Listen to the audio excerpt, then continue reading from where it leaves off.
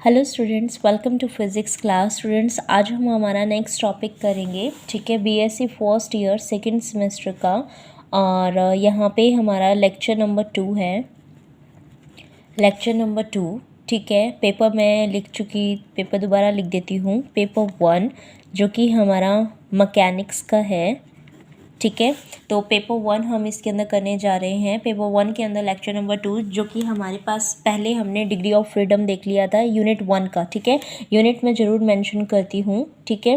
Last पे आपका unit 1 का था जिसके अंदर हमने डिग्री ऑफ फ्रीडम डिस्कस किया था। आज हमारे पास जो है नेक्स्ट टॉपिक है कंस्ट्रेंट एंड इट्स क्लासिफिकेशन, ठीक है। ये भी हमारे पास यूनिट 1 का ही है। तो आप हेडिंग डाल लीजिए कंस्ट्रेंट्स, हेडिंग डाल लीजिए कंस्ट्रेंट्स, ठीक है। कंस्ट्रेंट्स क्या चीज़ होती है पहले इसको समझ लेते हैं, फिर उसके बाद हम क्या करेंगे उसको लिख लेंगे, ठीक है। और ये कितने टाइप्स की होती है, मीन्स इसकी क्लासिफिकेशंस कितनी है, मतलब कितने टाइप के हैं ये, उसके बारे में जानेंगे, ठीक है। और क्या क्या उसकी कंडीशंस रहेंगी कि उन टाइप्स में है, उनको समझेंगे। तो सबसे पहले आती है बात कि कंस्ट्रेंट्स क्या होता है। सपोज हमारे पास ये बंदा है, ठीक है। इस बंदे को मैंने कहा कि तुझे सिर्फ एक ही डायमेंशन के अंदर मूव करना है, और वो भी किसके अलोंग मूव करना है, एक्स एक्सिस के अलोंग मूव करना है, ठीक है। या फिर मेरे पास दो बच्चे हैं, ठीक है, एक और एक ये, ठीक है। मैंने इन दोनों बच्चों को कहा कि लाइन में चलो। कैसे चलो, लाइन में चलो, और कहाँ जाओ, रूम नंबर 19 के अंदर बैठो, वहाँ आपकी क्लास लगेगी। इसका मतलब क्या हुआ, मैंने इन बच्चों के ऊपर कंस्ट्रेंट्स लगा दी, एक रिस्ट्रिक्शन लगा दी कि पहली बात तो ये कि तुम दोनों लाइन में चलोगे, ठीक है। दूसरी बात ये कि तुम्हारी जो क्लास लगेगी वो भी कहाँ लगेगी, रूम नंबर 19 में, और इसके अलावा तुम कहीं नहीं जा सकते। इसका मतलब क्या हुआ कि मैंने किसी भी चीज़ के ऊपर, किसी भी पार्टिकल के, इसके तो पार्टिकल पे मोशन पे क्या लग गया, रिस्ट्रिक्शन लग गई। यहाँ पे भी मैंने पार्टिकल के मोशन के ऊपर रिस्ट्रिक्शन लगा दी कि वो सिर्फ मूव करेगा तो केवल एक्स एक्सिस के अलोंग मूव करेगा, वाई एंड जेड डायरेक्शन के अंदर वो कतई मूव नहीं करेगा। कहाँ मूव करेगा, सिर्फ एक्स डायरेक्शन के अंदर मूव करेगा, ठीक है। इसका मतलब क्या हुआ कि कोई भी पार्टिकल, कोई भी आर्बिट्रेरी मोशन को कैरी नहीं करेगा, उसके ऊपर हम कोई ना कोई रिस्ट्रिक्शन लगाएंगे। और वो जो आपने रिस्ट्रिक्शन लगाई है उस पार्टिकल के मोशन के ऊपर, उस रिस्ट्रिक्शन को हम क्या कहते हैं, कंस्ट्रेंट कहते हैं। उस रिस्ट्रिक्शन को हम क्या कहते हैं, कंस्ट्रेंट कहते हैं, ठीक है। यही हमें इसके अंदर लिखना है जो हमने अभी बोला है, ठीक है। यही इसकी डेफिनेशन रहेगी। तो चलिए लिखिए इसके बारे में। Constraints the motion of particle और an object when restricted in one form or another generally is known as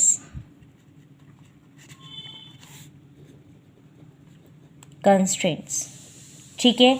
इसको हम कोई भी, अब क्योंकि हम जो लेके चल रहे हैं, हम जनरली ये नहीं कहेंगे कि भाई तू दो पार्टिकल एक दूसरे के पीछे चलेंगे और रूम नंबर 19 में चलेंगे, ठीक है। क्योंकि हम यहाँ पे मैकेनिक्स में पार्टिकल के मोशन के साथ डील करते हैं। इसका मतलब क्या हुआ कि हमने उसके ऊपर कुछ ज्योमेट्रिकल रिस्ट्रिक्शंस लगाई होंगी उसके फ्रीडम के ऊपर, कि वो यहाँ मूव कर रहा है या इस डायमेंशन के अंदर मूव करेगा, या प्लेन में मूव कर रहा है या फिर स्पेस में मूव कर रहा है। तो हम ज्योमेट्रिकल रिस्ट्रिक्शन लगाते हैं एक्चुअली जब हम मैकेनिक्स की बात करते हैं, ठीक है। तो इस स्टेटमेंट को अब आप अपने मैकेनिक्स की फॉर्म में अगर लिखना चाहोगे तो कैसे लिख पाओगे, उस चीज़ को समझते हैं, ठीक है। उस चीज़ को लिखिए। It is defined as geometrical restrictions imposed on freedom of motion of particle or a system of particles are known as constraints. For example, if a particle is restricted to move in plane or motion of gas molecules in a vessel, या फिर restricted by walls of a container, यानी कि मैंने कहीं पे बीच में आपका gas था, अगर मैं वहाँ पे कोई भी जो वॉल्स है वो नहीं लगा रही, यानी कि वो पार्टिकल बिल्कुल ही फ्री है, लेकिन अगर मैंने वहाँ पे वॉल लगा दी तो इसका मतलब ये हो गया कि इतने से इतने रीजन के अंदर ही जा सकता है, उससे बाहर नहीं जा पाएगा। तो वो भी क्या है, एक तरह की आपकी कंस्ट्रेंट्स ही है। ठीक है, तो अगर आपके पास कंस्ट्रेंट है तो हम उसको रिप्रेजेंट कर सकते हैं एन पार्टिकल को। ठीक है, समझिएगा कि एन पार्टिकल को अगर हम यहाँ पे बता रहे हैं तो किस तरीके से हम उसको यहाँ पे बता सकते हैं। ठीक है, अब यहाँ पे आप क्या बता रहे हो कि एक डायमेंशन के अंदर, यानी कि प्लेन में 2 डायमेंशन है, डायमेंशंस हैं, यानी कि उसका आपने क्या बता रखा है, पोजीशन बता रखी है। पोजीशन है तो वेलोसिटी भी अकर करेगी, तो पोजीशन और वेलोसिटी की उसमें है, तो वो डेफिनेशन भी लिख लीजिए यहाँ पे। Constraints are the geometrical restrictions that are imposed on the position and velocities of particles of system. Hence, the constraints limit the motion of system, which can be expressed as and can be expressed as, कैसे express कर सकते हैं उसको कर सकते हैं, जैसे आपने कोई भी रिस्ट्रिक्शन लगाई है यहाँ पे कि पार्टिकल और उसका डेरिवेटिव है, तो यानी कि टाइम के रिस्पेक्ट में भी बताना पड़ेगा। R2 R1 ये इसके साथ में है, ठीक है, डॉट नहीं है यहाँ पे, R3 and dash dash dash यहाँ पे Rn वेक्टर आ जाएगा, फिर इनका ही derivative R2 dot dash dash dash R3 Rn dot का वेक्टर, और ये टाइम के कॉरस्पॉन्डिंग इज इक्वल टू 0। ठीक है, इसका मतलब आपने n पार्टिकल ले रखे थे, पार्टिकल की पोजीशन और उसकी वेलोसिटी दोनों ले रखी हैं। ठीक है, तो आप बताएंगे कि वेयर RI का मतलब क्या है आपका, R1 R2 R3 dash dash dash Rn vector, B are the position vector and Ri dot means आपका R1 R2 dash dash dash Rn इन सब का डॉट, क्योंकि ये वेलोसिटी प्रोडक्ट्स हैं। Are velocity factors of system having n particles। ठीक है, अब इसके हमें क्या लिखने हैं, कुछ एग्जाम्पल्स भी लिख लेते हैं। ठीक है, ताकि आपसे कभी कंस्ट्रेंट्स के एग्जाम्पल पूछे तो आपको पता हो। ठीक है, आप यहाँ पे 2 या 3 तो हम लिख चुके हैं, और लिख लीजिए एग्जाम्पल ऑफ कंस्ट्रेंट्स। हम लिख चुके हैं 3 एग्जाम्पल, ठीक है, और 3 से अलावा लिख रही हूँ मैं ठीक है, ये है ball rolling in a rough surface without slipping। ठीक है, या फिर किसी भी वायर को, बीड को हम वायर के ऊपर स्लाइड कर रहे हैं एक डायमेंशन के अंदर, वो भी कंस्ट्रेन ही है। ठीक है, Beed sliding on a wire is constrained to move in one dimension only। ठीक है, या फिर वो कंटेनर वगैरह वाला तो मैंने आपको बता ही रखा है। ठीक है, तो इन दो को भी आप क्या कर लेंगे, वहाँ पे इंक्लूड कर लेंगे। ठीक है, नेक्स्ट इसका चलते हैं हम क्लासिफिकेशन की तरफ। ठीक है, नेक्स्ट यानी कि टाइप्स ऑफ कंस्ट्रेंट्स। ठीक है, टाइप ऑफ कंस्ट्रेंट्स या फिर हम क्लासिफिकेशन बोल सकते हैं। तो आप यहाँ लिख लीजिए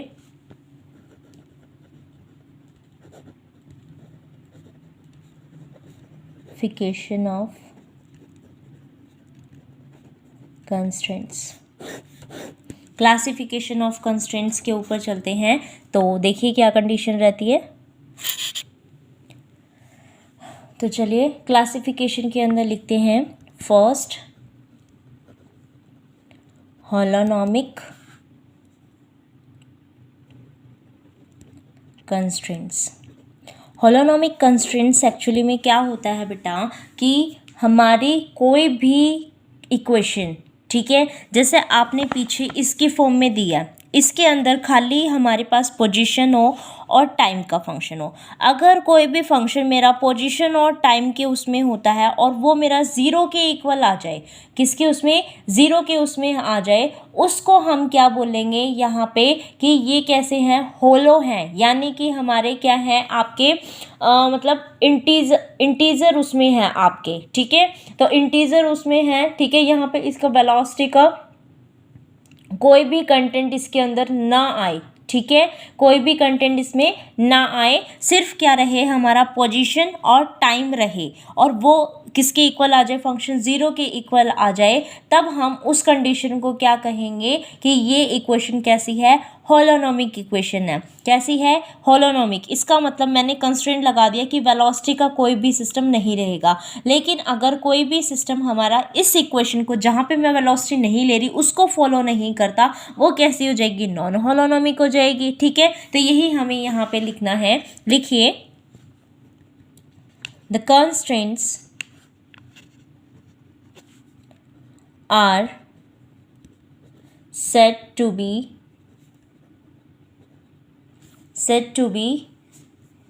holonomic if the condition of all constraints may be expressed as equation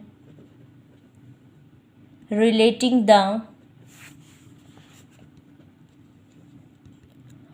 position coordinates of particles and possibly the time in the form of, कैसे, किस फॉर्म के अंदर, जैसे हमने ऊपर लिखा था उसमें से सिर्फ वेलोसिटी की टर्म हटा देंगे और बाकी एज इट इज़ उस फंक्शन को लिखेंगे।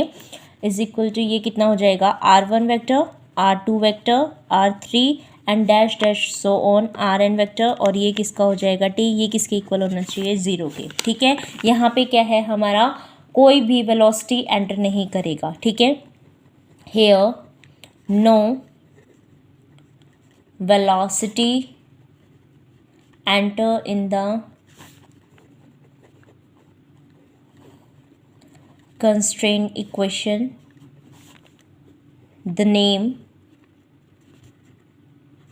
holonomic is derived from word holos means integer in Greek, ठीक है, एंड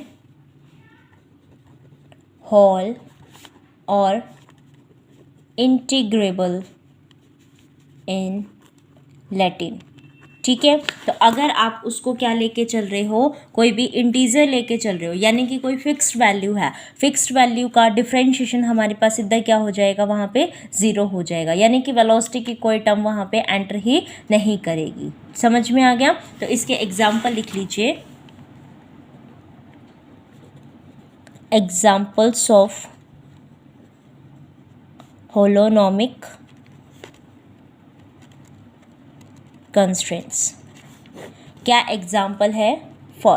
फर्स्ट है आपका, सपोज हमारे पास कोई भी पार्टिकल है जो कि रिजिड बॉडी है, ठीक है। तो मोशन ऑफ रिजिड बॉडी आपका होलोनोमिक फॉर्म में दिखाता है, क्योंकि ये जो इक्वेशंस होती है ये हमारे पास कुछ जो दो पार्टिकल है उनके बीच में लाई करता है, और कंडीशन कुछ इस तरीके से एक्सप्रेस होती है जैसे अभी मैं बताने वाली हूँ, और ये हमारे ऊपर वाले उसकी तरह ही है, ठीक है। इसीलिए हम उसको बोल देते हैं कि ये हमारा होलोनोमिक है, ठीक है। तो आप इसको लिख लीजिए, motion of rigid bodies involve holonomic constraint as the distance between any two particle is always constant. वो भी तो यही कहता है कि टाइम के कॉरस्पॉन्डिंग कोई भी कांस्टेंट आ जाता है तभी तो उसका डेरिवेटिव क्या है, हमारा ज़ीरो आ जाएगा, ठीक है। तो हम डेरिवेटिव ज़ीरो ले रहे हैं, यानी कि उसका वेलोसिटी का फॉर्म ज़ीरो आ जाएगा, तो वेलोसिटी हमें यहाँ पे भी नहीं लेनी है, ठीक है। तो टू पार्टिकल का जो डिस्टेंस है वो हमारा ज़ीरो आता है मोशन ऑफ रिजिड बॉडी के अंदर। रिजिड बॉडी, कोई भी ये दो बॉडी हैवी उसमें है, फिक्स्ड है, तो इनके बीच में ये है, तो यानी कि ये दोनों का बीच का जो डिस्टेंस है ये बिल्कुल फिक्स रहेगा, फिक्स है। तो उस फिक्स पोजिशन को मैं अब लिखने वाली हूँ, उसको एक्सप्रेस करूंगी मैं, ठीक है। तो इसका मतलब उन दो के बीच का डिस्टेंस जो हमारा फिक्स आ रहा था उसकी वजह से ये पार्टिकल कैसा है, हमारा मोशन ऑफ रिजिड बॉडीज कैसी रहेगी, होलोनोमिक कंस्ट्रेंट्स दिखाएगा, ठीक है। Constraint and condition of constraints are expressed as mod of r1 का स्क्वायर, r1 माइनस में rj यानी कि दूसरा वेक्टर, ठीक है, इज इक्वल टू cij का स्क्वायर, ठीक है। यानी कि अगर हम इसको कार्टेशियन कोऑर्डिनेट में लें तो ये फर्स्ट और ये सेकंड पार्टिकल है, इसका मतलब x1 माइनस x2 का होल स्क्वायर, फिर यहाँ पे हम क्या लेके चल रहे हैं, पूरा उसमें ले रहे हैं, तो यहाँ पे मॉड लग के हम x y z में खोलेंगे तो ये x1 माइनस x2 का होल स्क्वायर होएगा, फिर y1 माइनस y2 का होल स्क्वायर होएगा, प्लस में z1 माइनस z2 का होल स्क्वायर हो जाएगा, इज इक्वल टू c12 का होल स्क्वायर हो जाएगा। समझ में आया? यानी इस फॉर्म को हम इस तरीके से कार्टेशियन कोऑर्डिनेट के फर्स्ट एंड टू यानी आई जे की वैल्यू मैंने 1 और 2 पुट कर दी, तो इस तरीके से मैं उसको लिख सकती हूँ, ठीक है। नेक्स्ट इसके अंदर एग्जाम्पल जो रहेगा, सेकंड जो एग्जाम्पल रहेगा वो होगा आपका motion of point mass of simple pendulum, ठीक है। थर्ड आपके पास जो रहेगा वो होगा motion of restricted along curve, कोई भी कर्व ले सकते हो, सर्कल या फिर एलिप्टिकल या फिर इलिप्स भी बोल दो, एलिप्टिकल या फिर इलिप्स, ठीक है। तो ये आपका रहेगा। इसके अंदर देखो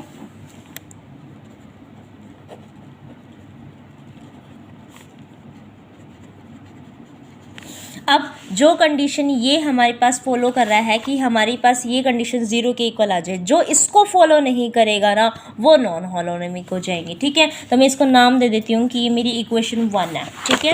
तो आप यहाँ पे हेडिंग डाल लीजिए सेकंड क्या है आपका केस, क्लासिफिकेशन बता रही हूँ, second classification non holonomic constraint. Non holonomic constraint क्या हो जाएगा नॉन होलोनोमिक कंस्ट्रेंट, जो हमारी इसकी फॉर्म में ना आए, हमारे पीछे वाली की उसमें, वो नॉन होलोनोमिक कंस्ट्रेंट हो जाएगा। ठीक है, तो आप यहाँ पे लिख लीजिए if the condition of constraint is not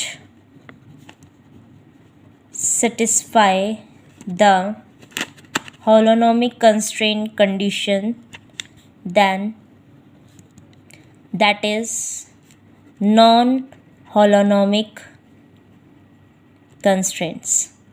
ठीक है, जैसे आपने किस किस का लिया, R1 R2 dash dash dash Rn। ठीक है, ये आपके पास थे और टाइम का फंक्शन था, ये नॉट इक्वल टू आपका किसके इक्वल आ जाए, 0 के, तो आप इसको क्या कहोगे कि ये कैसा है, आपका नॉन होलोनोमिक कंस्ट्रेंट है। ठीक है, नॉन होलोनोमिक का कंस्ट्रेंट का मतलब क्या है कि कोई भी वैल्यू मेरी इसकी जो रहेगी, वो कोई भी फंक्शन आपने लिया हुआ है वो ग्रेटर देन 0 आ जाए। ग्रेटर देन 0 भी वैल्यू रख सकता है, मतलब यानी कि जरूरी नहीं है उसकी फिक्स्ड वैल्यू कि उसका 0 ही आंसर रहेगा। ठीक है, उसकी वैल्यू 0 से ज़्यादा भी हो सकती है, तो आप क्या कहोगे कि वो कैसा है, आपका नॉन होलोनोमिक कंस्ट्रेंट की तरह बिहेव कर रहा है, आप ये कहोगे उस टाइम के ऊपर। ठीक है, तो इसका एग्जाम्पल लिख लीजिए।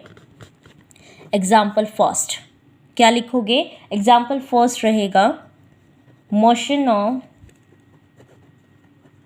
Surface of solid sphere. हमने सॉलिड स्फीयर का क्वेश्चन क्यों कहा है, क्योंकि इसके लिए जो कंस्ट्रेंट इक्वेशन होती है, as it's constraint equation is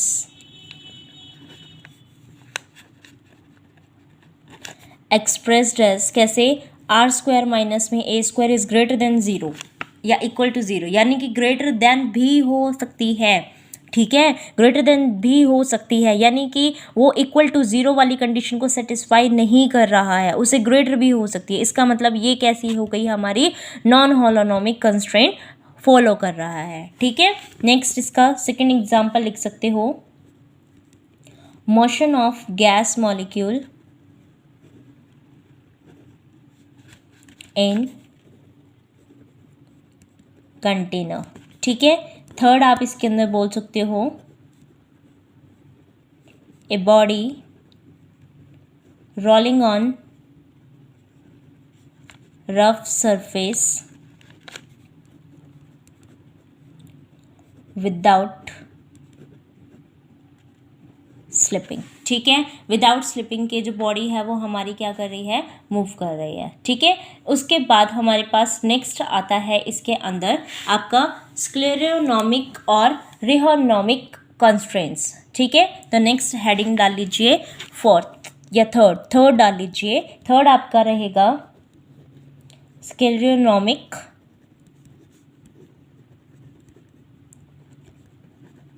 constraints. ये क्या होते हैं, जो हमारे टाइम के इंडिपेंडेंट होते हैं, उनको इस टाइप के हमारे पास, यानी कि जिसमें टाइम का कोई रोल ना हो। ठीक है, जैसे कि आपका क्या है, सिंपल पेंडुलम है, वो फिक्स है, फिक्स सिंपल पेंडुलम है, यहाँ से हमने उसको फिक्स कर दिया इस तरीके से। ठीक है, उसको मूव करवा दिया, कोई बात नहीं। आपने फिक्स सपोर्ट ले रखा है, उससे सिंपल पेंडुलम को मूव करवा दिया। ठीक है, ये भी ठीक है, लेकिन अगर मैं ये कहूँ कि ये जो मेरा सपोर्ट था ना, ये भी मूव कर रहा है और फिर इसके नीचे आपने पेंडुलम लगा रखा है, तो पेंडुलम तो हिल रहा है और ये भी मूव कर रहा है, ये मूव कर रहा है, तो ये तो टाइम के अकॉर्डिंगली मूव कर रहा है भाई, ये तो टाइम के अकॉर्डिंगली मूव कर रहा है। और फिर इससे मैंने ये अपना पेंडुलम मूव कर रखा, वो बांध रखा है, जो वो इस तरीके से हिल रहा है। जैसे ये सपोर्टर हो गया और ये मेरे पास पेंडुलम ऐसे से हिल रहा है। ठीक है, ये सपोर्टर है, ये मेरे पास पेंडुलम, ये बॉब हो गया। ठीक है, अगर ये मेरे पास फिक्स्ड हो गया, ये मैंने फिक्स कर दिया, तो यानी कि ये अपनी ही पोजीशन पे, मेन पोजीशन पे ही लेगा। अगर मैंने ये आपका सपोर्टर ले रखा है और इसको मूव करवा दिया, तो पर्टिकुलर इसकी पोजीशन चेंज होगी, वेलोसिटी भी आएगी, टाइम के रिस्पेक्ट में ये भी चेंज होएगा। तो टाइम का जब चेंजमेंट आता है उसको बोलते हैं रिहोनोमिक। ठीक है, और जब टाइम के इंडिपेंडेंट रहता है, यानी कि ये उसको बोलते हैं स्क्लेरोनोमिक कंस्ट्रेंट। ठीक है, तो यहाँ पे लिखिए कि a constraint which is independent of time is known as scleronomic constraint. ठीक है, फॉर एग्जाम्पल फर्स्ट, क्या अभी बताया मैंने, फिक्स्ड चीज के ऊपर कोई भी काम करा लो वो हमारे पास क्या रहेगा, स्क्लेरियोनॉमिक कंस्ट्रेंट रहेगा. ठीक है, यानी कि a simple pendulum suspended with fixed support. Next क्या रहेगा, ए beat sliding on rigid curved wire fixed in space. यानी कि वो और कहीं नहीं जा सकता, एक ही उसको फिक्स कर दिया मैंने कि इतने उसके अंदर ये मूव करेगा. ठीक है, नेक्स्ट हमारे पास क्या आता है इसके अंदर, रिहोनॉमिक कंस्ट्रेंट्स. ठीक है,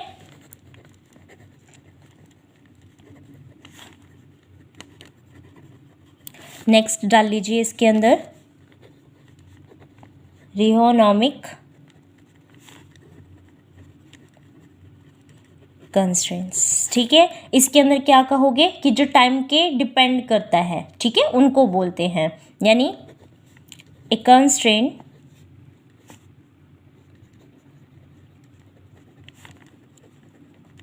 which is dependent of time is known as rehonomic constraints. ठीक है, for example a simple pendulum suspended with moving support. ठीक है, और या फिर हम सेकंड एग्जाम्पल भी दे सकते हैं इसके अंदर. सेकंड एग्जाम्पल क्या दे सकते हैं, a bead sliding on wire moving in prescribed fashion. ठीक है, तो ये हमारे पास इसके हो गए हैं. उसके बाद इसके अंदर आता है कि डिफ़िकल्टीज़ भी हमारे पास कई बारी जो हैं कंस्ट्रेंट के अंदर आ जाती है. ठीक है, और हम उसको किस तरीके से रिमूव करते हैं ये भी हमें पता होना चाहिए. ठीक है, तो इसको हम नेक्स्ट उसमें करेंगे. ठीक है, तो हम नेक्स्ट उसमें ये देखेंगे, नेक्स्ट टॉपिक भी करेंगे जनरलाइज्ड कोऑर्डिनेट का, साथ में कंस्ट्रेंट के अंदर क्या डिफ़िकल्टीज़ आती हैं और कैसे उन डिफ़िकल्टीज़ को रिमूव किया जाता है ये भी हम देखेंगे. ठीक है, या आज ही कर लें, आज के लेक्चर में इसको टॉपिक को कंप्लीट ही कर देते हैं. ठीक है, आज ही कर लेते हैं. चलिए कर ही लेते हैं इसको. देखो, difficulties arised in by constraints. Actually में क्या है कि जो डिफ़िकल्टी आई है ना, हमारी दो डिफ़िकल्टीज़ आती हैं. ठीक है, पहली डिफ़िकल्टी तो मेरी हॉलोनॉमिक उसमें आई थी. उसमें हम ये कहते हैं कि जो हमारे पास पोजीशन के हमने R1 R2 लिए थे ना और ये टाइम लिया था, ये इज इक्वल टू 0 के इक्वल आते हैं. यानी कि ये सारे के सारे क्या हुए, हम ये कह रहे हैं कि भाई ये डिपेंड नहीं कर रहे. ठीक है, सारे के सारे इंडिपेंडेंट रहेंगे. लेकिन आप ये बताओ ना, RI कोऑर्डिनेट्स लेके चल रहे हो तो वो सारे के सारे क्या रहेंगे, एक दूसरे के मतलब कुछ तो उसमें जो इक्वेशन ऑफ मोशन आप उसमें रखोगे तो वो इक्वेशन ऑफ मोशन इन सब की क्या आएगी, आपके डिपेंड मतलब जो है वो डिपेंडेंट रहेगी, इंडिपेंडेंट आएगी ही नहीं. इक्वेशन ऑफ मोशन आप इनकी बनाओगे तो पार्टिकल्स की टाइम के रिस्पेक्ट में. ठीक है, तो वो ये कहता है कि अगर इस तरीके से, तो इसका मतलब यहाँ पे इक्वेशन ऑफ मोशन का जो केस आएगा उसको हम क्या कर सकते हैं, यहाँ पे इंडिपेंडेंट शो नहीं कर सकते. तो एक डिफिकल्टी तो ये आ गई है. अगर ये है तो उसको लिख देते हैं, द कोऑर्डिनेट्स R1 वेक्टर आपने लिखे थे are connected by equation of constraints but not independent, hence equation of motion are not all independent. ठीक है, उसके बाद सेकंड ये है कि जो हमें इसके अंदर हम इसको करने के लिए जो फोर्स ऑफ कंस्ट्रेंट्स लगाते हैं वो हमें अर्लियर स्टेज पे नहीं पता होते। ठीक है, अगर नहीं पता होते तो वो भी हमारे लिए एक प्रॉब्लम ही है कि भाई पता होंगे तभी तो हम उसको सॉल्व कुछ करेंगे, उसके लिए हर चीज़ बता पाएंगे। जब हमें पता ही नहीं होगा कि हम कैसे क्या फोर्स लगा रहे हैं उसको वो करने के लिए कंस्ट्रेंट्स के उसमें, तो हम उसके लिए कुछ नहीं कर सकते। ठीक है, तो आप ये कहोगे कि the forces required to maintain the constraints are not known initially। अब ये कहता है भाई ये दो प्रॉब्लम आई है, इनको सॉल्व करो। कैसे सॉल्व करेंगे? ऐसे सॉल्व करेंगे कि यहाँ पे जो ये इंडिपेंडेंट हमारे पास आए थे ना, हम जनरलाइज्ड कोऑर्डिनेट, जो नेक्स्ट टॉपिक आएगा उन जनरलाइज्ड कोऑर्डिनेट की फॉर्म में इनको अलग अलग करके लिखेंगे और फिर उसको सॉल्व कर देंगे। ठीक है, फिर कहते हैं सेकंड प्रॉब्लम आ रही है, इनिशियली उसमें आपके पास फोर्स जो थे वो आपको पता नहीं थे। अगर नहीं पता थे तो हम जब इसको करना ही स्टार्ट कर रहे थे ना, तब थोड़ा थोड़ा जो हमारे पास आ रहे थे आपके फोर्स ऑफ कंस्ट्रेंट्स हम वो कर रहे थे, उसी टाइम पे हम क्या करेंगे उनको एलिमिनेट करना स्टार्ट कर देंगे। ठीक है, ताकि लास्ट में वो मिक्सअप होके जो भी फोर्स आपकी कंस्ट्रेंट्स की उसमें आए हैं वो सारे के सारे हमारे ख़त्म हो जाए, ताकि हमें उनको दोबारा लिखना ही ना पड़े। ठीक है, तो इसका मतलब क्या हुआ कि मैथड्स क्या क्या हुए, methods to remove above difficulties क्या क्या हुई। फर्स्ट तो बाय यूजिंग जनरलाइज्ड कोऑर्डिनेट,